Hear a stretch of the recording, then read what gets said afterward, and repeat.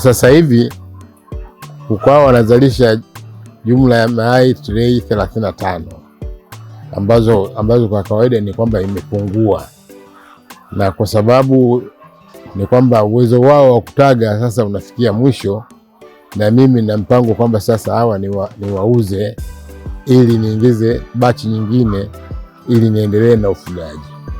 Wakiwa katika hali yao ya kawaida hawa wanataga trei kuanzia 50 mpaka 55, lakini kwa sasa ndio imepungua mpaka kufikia kwenye hiyo idadi ambayo nimehitaji,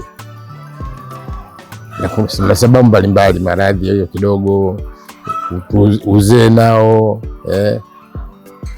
na wakati mwingine vyakula hivi navyo tunavyowapa hatuna hakika navyo, kwa sababu kwa upande wa vyakula nako ni kuna shida, kwa sababu wenyewe ni biashara. Kila kampuni anakuambia chakula changu ni bora kuliko kingine, lakini ukiingia kwenye uzalishaji wenyewe unaona kuna tofauti kati ya chakula hiki na chakula hiki. Kwa hiyo sisi kama wafugaji wakati mwingine tunapata shida ya kuyumba tuchukue chakula cha aina gani. Kwa unachukua chakula unawalisha, lakini baada ya muda unaona kwamba hawaendi vizuri, unaopti sasa kuchukua chakula kingine.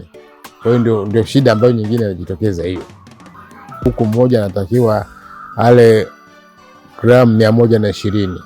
Kwa hiyo ili kuwapa chakula ambacho kinastahili, kwa unachukua hiyo 120 unazidisha mara kuku ulionao ambao unapata kilogramu zake, ndio hizo sasa unazigawa.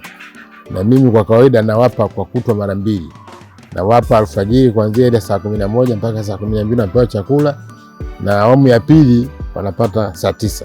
Kwa utaratibu wangu mimi kwa siku nakusanya mayai mara 1, na zoezi hilo linafanyika saa 7 mchana.